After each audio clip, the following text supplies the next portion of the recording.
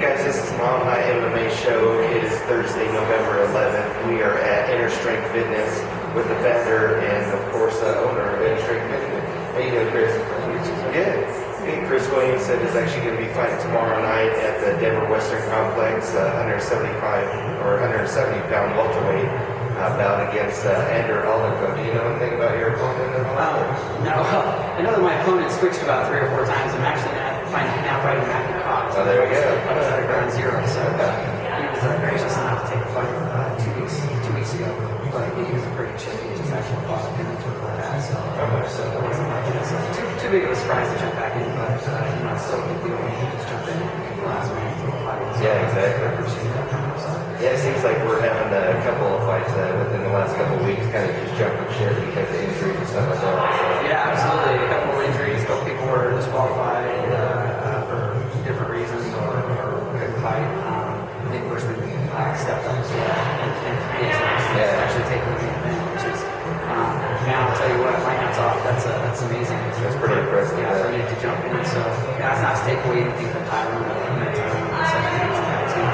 But for Nick to take that fight on 3 days, it's amazing. I'm proud of that guy for doing that. So. Yeah, exactly. Now, as far as the opponent switching out at the last moment and stuff, does it kind of psych you out, or does it kind of give you more motivation? Because, like you said, you guys only fought a couple of weeks ago, so you kind of have more recent video footage. Yeah, I mean, you kind of get used to you train for one thing, and all of a sudden you're training for something different. So you get used to a face in your head, and you're going to be seen across the ring. So there is a little bit of a mental side to it when it changes. But at the end of the day, it's a fight, and if you're going to get anywhere in the sport, you have to fight. No matter what. Yeah, you got to fight no matter what. So what are they putting fun in you? Because you have to fight to move on. Of course, we're here in Denver, Colorado at Inner Strength Fitness. Now, do you do all your training here? Do you go to other gyms to train? Or do you just the great thing about Colorado martial arts is the fact that a lot of the studios are pretty cool with people working with each other. I don't teach any martial arts to anybody, so I think it's one of the reasons they allow me to kind of train with them. I've trained at Easton's. I did a lot of training for this one with Oscar Martinez out of Colorado BJJ, the one here in Denver. I did a lot of training here with actually a lot of you guys here at Inner Strength Fitness. But there's so many great gyms that you can go and train at, and as long as you're very respectful, you're not trying to take something they're teaching you to teach something else, you're just learning for your own self. And you respect that. Most of them are pretty cool at the training kind of level. I mean, you look at gyms like Grudge and stuff like that, which I would love to go train at the Grudge unit, but it's so far away. It's 3 hours out of my day. It's 3 hours out of my day if I go and train and come back, and I wish I could go, I just can't because I think it's such a fantastic facility. But hopefully in the future, time I can do stuff like that.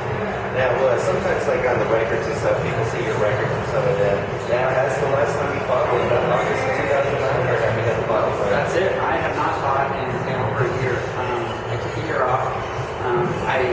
I liked fighting when I fought for my first 3 fights, but I don't think I really had a focus of why I was doing it.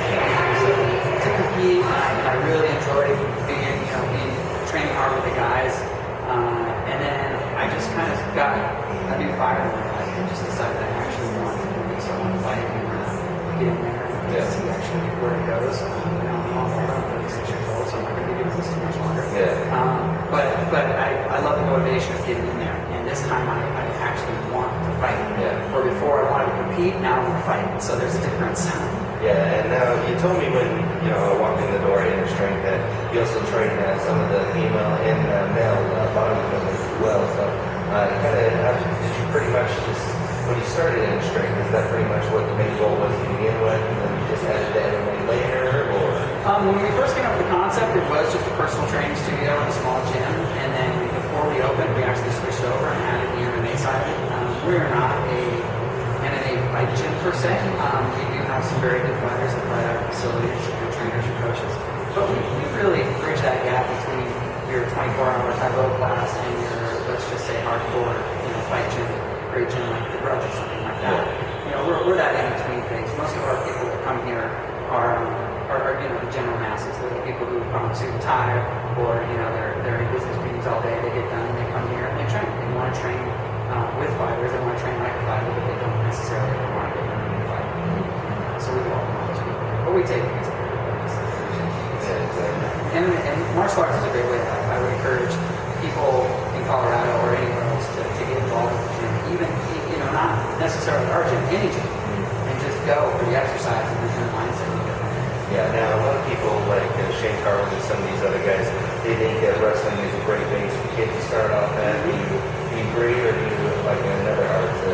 No, I think wrestling, taekwondo, karate, anything you're going to get your kids into to get them in it is good. Wrestling is such a good base because it's a very aggressive sport. A lot of balance, a lot of discipline involved with it. There's nothing easy about it.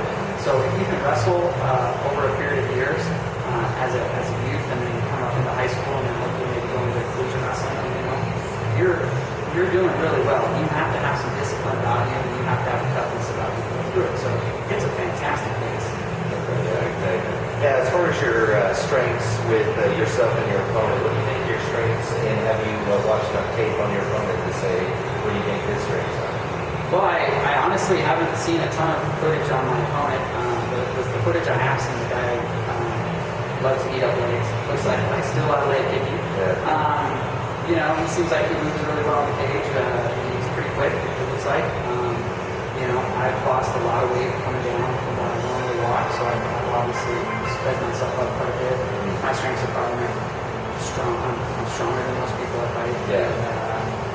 Wrestling background and everything else. But honestly, working with Oscar Martinez, my hands have improved exponentially in the branded batch over the last just 5 to 6 weeks. Have changed me completely as a fighter. So hopefully I'm a lot more well-rounded than I have been. Yeah, of course, seeing you like on websites and pictures just in general, like even on your Facebook page, you seem like a monster. And then next to me, you seem like just a 170-pound fighter. So what is your normal weight, like when you do bodybuilding? When I compete as a bodybuilder, I'm not heavyweight, so I'm usually pretty close to the top of the class. I'm usually on stage at 198. My off-season weight is anywhere from 210 to 220. Oh, really? Cutting down in seconds to fight. So. You seem like a beast on some of your pictures, so I'm like, okay, it's got to be a big weight cut. It is a pretty good weight cut, but to be honest with you, I'm surprised I haven't lost much strength. And when you load back in and if you diet in right and everything else, you don't lose a lot of muscle. You're losing a lot of fat. You're getting faster, you're getting quicker, and just change the way you train. And I haven't touched a weight in 4 months. I just do nothing but conditioning and training and do a lot of plyometrics, but I don't do any weights. So that's one of the reasons why it allows me to get where it's at.